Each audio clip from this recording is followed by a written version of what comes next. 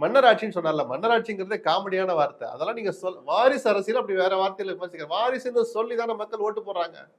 அந்த ஸ்டாலின் தவறு பண்ணா அடுத்த தேர்தலில் அவரை சுட்டி காட்டுங்க, தோற்கடிங்க, வீட்டுக்கு அனுப்புங்க.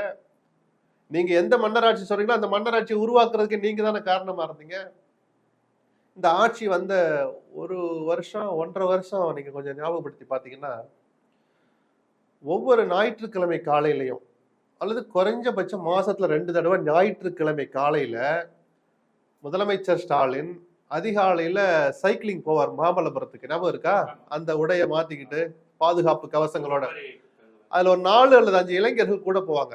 அதுல முதலமைச்சருடைய மருமகன் சபரீசன், சில நட்பு வட்டங்கள், உதயநிதியுடைய நண்பர்கள். அந்த நட்பு வட்டத்தில் அந்த சைக்கிளிங் பரேட்ல ஆதவ் அர்ஜுனாவும் இருந்தார்.